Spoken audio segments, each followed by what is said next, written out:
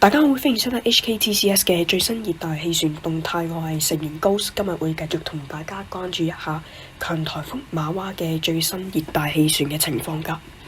我哋先嚟睇一睇最新嘅瑪娃嘅情況啦嚇。最新嘅情況可以見到啦，瑪娃已經係減入咗一個強颱風㗎啦。目前最高風速係每小時175公里，呢個係10分鐘嘅平均風速。而佢嘅最低氣壓咧係958 CPA 㗎。目前瑪娃嘅移動速度係明顯咁樣減慢咗，目前係向緊西北偏北啦，每小時10公里㗎，係一個非常之緩慢嘅移動速度。而各大氣象部門嘅評價咧，亦都係繼續咁樣下降㗎。首先，香港天文台已經將佢降級為一個強颱風啦。呢個嘅評價嘅風速係每小時175公里㗎。至於 GTWC 即係聯合國颱風警報中心嘅評價，亦都係逐漸咁下降啦。不過仍然係評價佢3級颱風強度嘅強度，每小時195公里每小時。注意啦，佢哋就係使用緊呢個1分鐘嘅平均風速。至於 JMA 啦，就係日本氣象廳評價每小時155公里，用緊係10分鐘平均風速。可以見到 JMA 係明顯比其他兩個氣象部門嘅評價咧係比較低㗎。我哋分析翻瑪娃嘅移動動態，究竟未來會如何啦？喺呢張588嘅高空天氣圖可以見到瑪娃嘅向北啦，係有一個副熱帶高壓脊覆蓋住㗎。預料呢個副熱帶高壓脊咧係將會被西風槽打擊啦。出現咗呢一幅圖嘅情況㗎。可以見到呢個歐洲電腦模型5888嘅高空天氣圖預測可以見到，預料西風槽打擊副熱帶高壓脊之後咧，副熱帶高壓脊係會斷開做兩節，一節係東邊，一節咧就係西邊。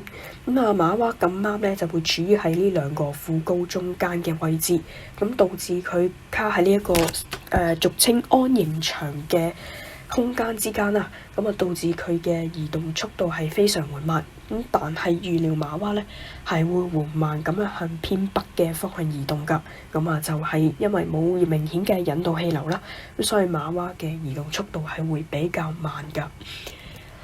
我哋睇翻係對於瑪娃強度係有影響嘅因素先啦。首先睇翻風切圖可以見到，瑪娃其實所在地區嘅風切係非常之低㗎，介乎5至10節左右，係非常之適合佢去繼續保持佢嘅強度㗎。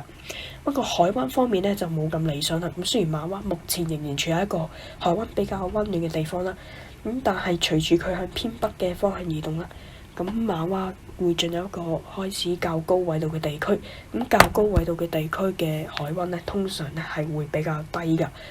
就導致瑪娃可能會出現減弱嘅情況。我哋睇翻吹襲嘅概率圖，可以見到台灣同埋沖繩縣呢一啲地方咧，都係會比較高機會咧受到瑪娃吹襲㗎。不過呢個吹襲概率圖就係講到話係瑪娃會唔會直接經過呢啲地方㗎。所以可以見到預料瑪娃登陸台灣本島嘅機會咧係非常之低㗎。可以見到係得大概10至到去25%嘅啫。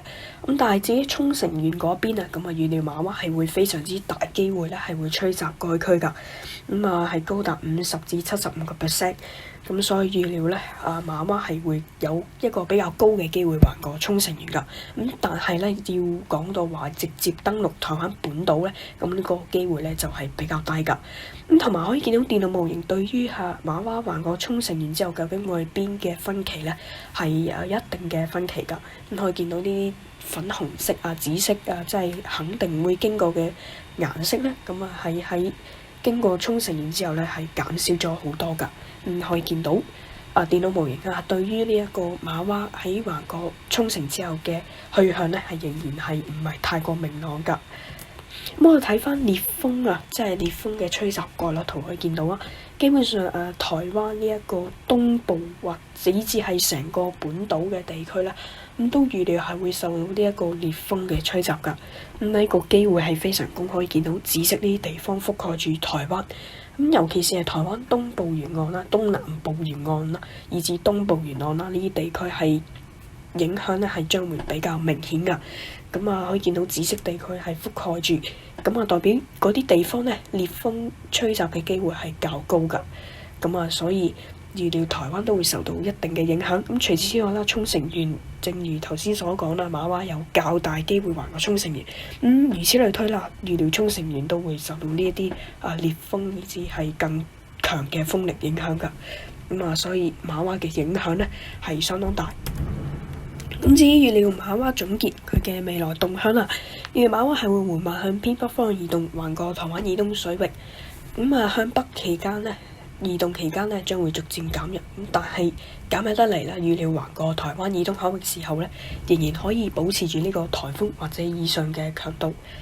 我哋長遠預料呢，馬娃將會喺橫過沖繩之後向東北嘅方向移動，逐漸移向日本以南水域一帶㗎。不過呢一個預測呢，就仍然係未太明朗啦。至於橫過沖繩之後會去邊呢？仍然係有一定嘅分歧。馬娃對香港正如上一條片所講呢，就唔會構成一啲太大嘅直接威脅，或者完全係冇直接威脅嘅。但係受到馬娃嘅下沉氣流影響啦，本港天氣係會持續酷熱㗎。大家記住啦，要做足防曬或者防中暑嘅準備啦。如果要外出，最後嚟睇睇最新嘅衛星雲圖，可以見到呢幅可見光嘅衛星雲圖，就見到馬娃嘅風眼呢係明顯捲出咗一個非常之大嘅風眼㗎。可見光衛星雲圖見到啦，風眼中心係有啲比較零散嘅雲團啦，代表呢個風眼並唔係太過清晰㗎。紅外線嘅衛星雲圖都可以見到馬娃嘅風眼眼場嘅西邊呢係有啲缺陷㗎，代表呢個眼場呢係並唔完整同埋平均。呢個亦都係一個減弱嘅跡象啦。預料馬娃呢係會逐漸減弱，但係個速度呢係會比較慢㗎。今次 HKTCS 嘅最新熱帶氣旋動態就去到呢度，多謝大家收睇，我哋下次再見。